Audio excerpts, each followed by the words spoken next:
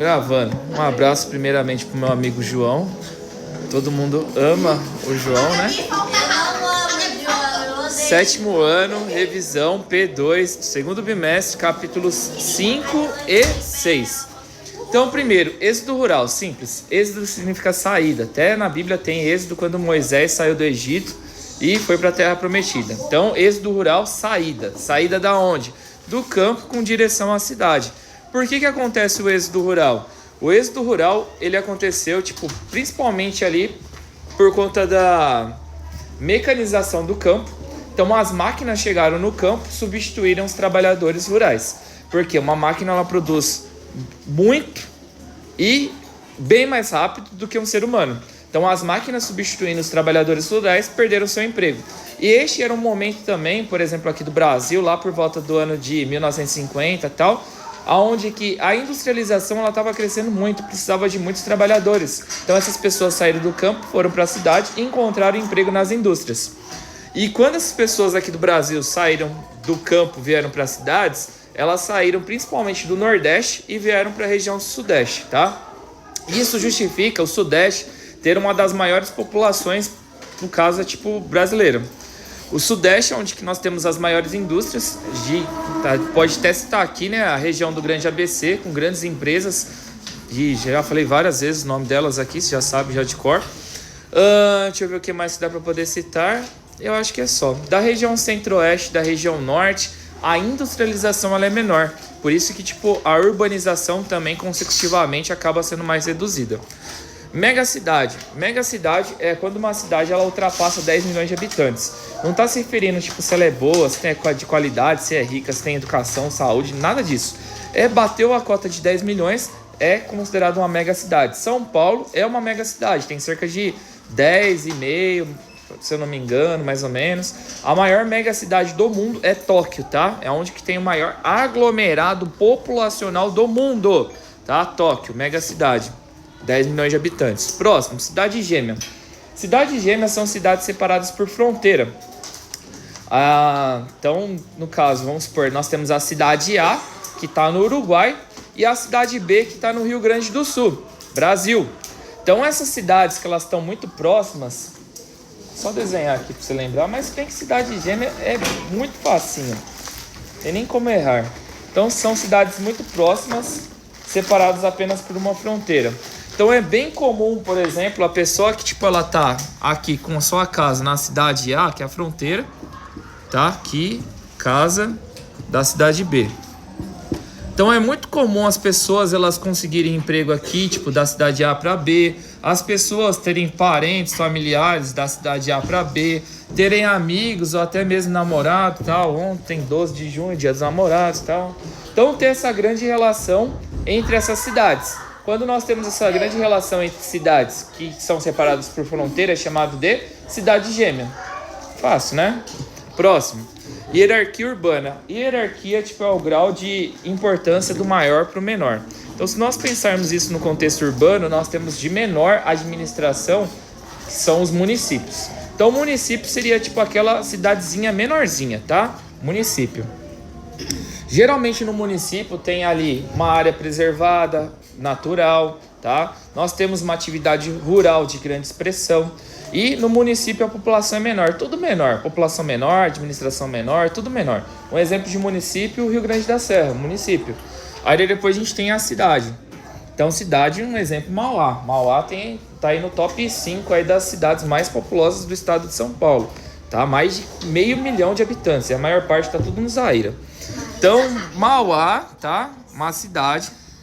E geralmente na cidade nós teremos ali o oposto do município. Então, na cidade, a área preservada, natural, já vai ser bem menor.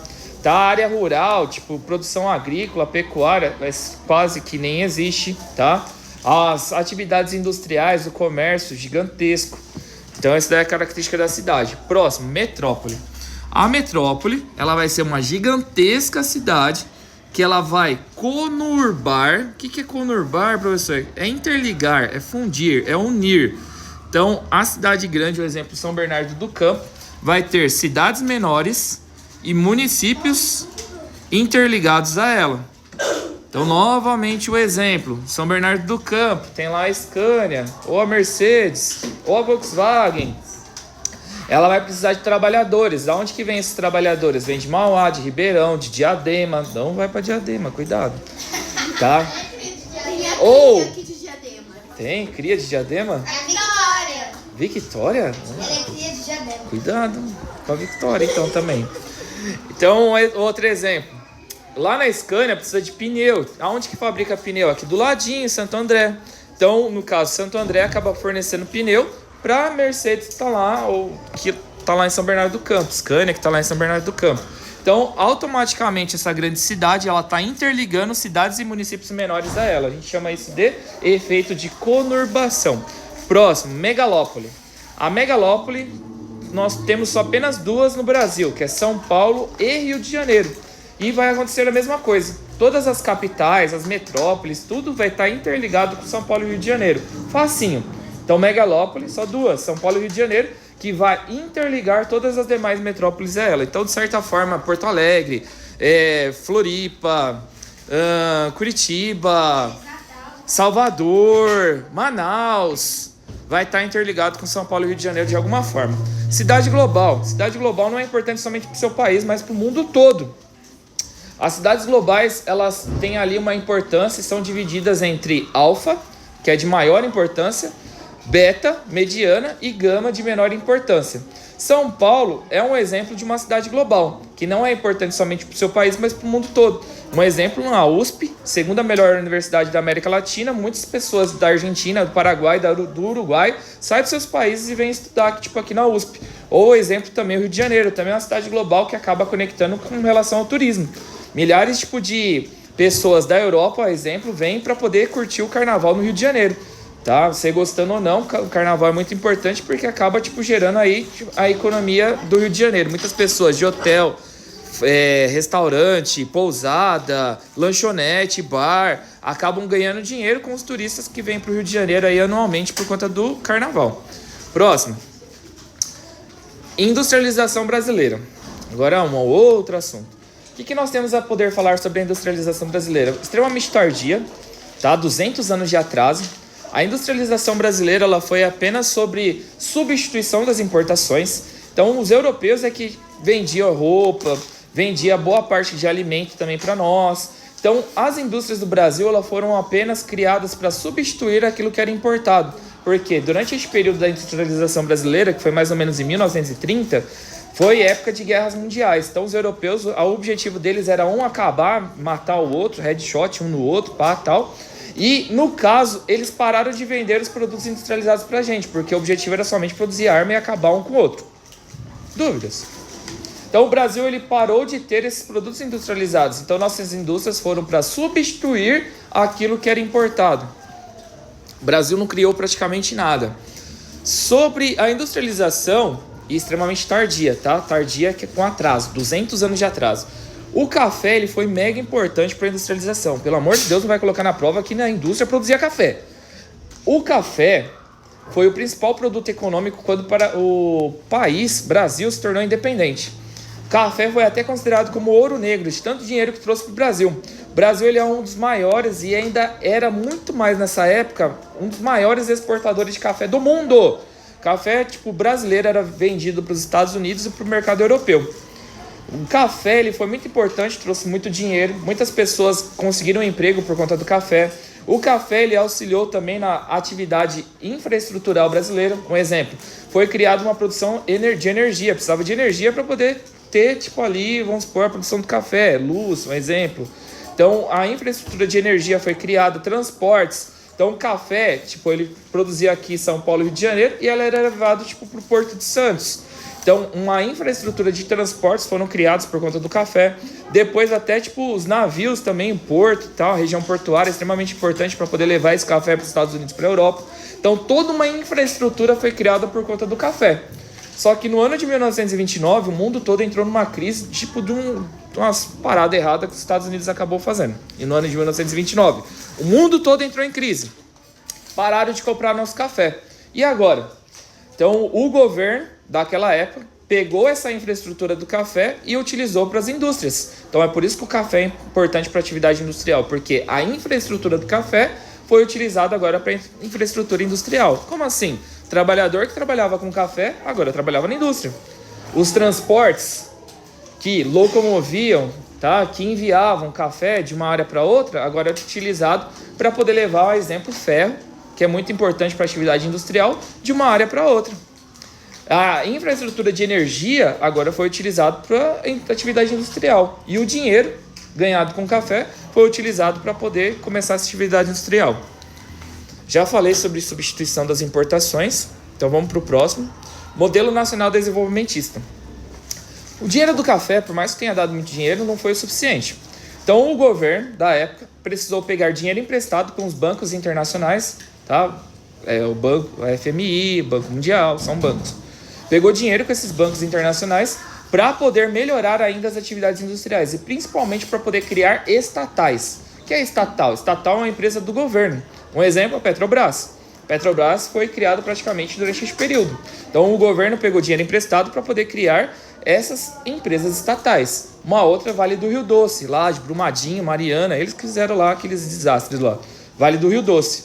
Então essas empresas estatais foram criadas por conta deste modelo nacional desenvolvimentista, que nada mais é do que o governo auxiliando para que as atividades industriais ocorram. Então o modelo nacional desenvolvimentista é o governo auxiliando para que as atividades industriais elas ocorram. De que forma? Criando uma infraestrutura e criando também indústrias nacionais. Próximo.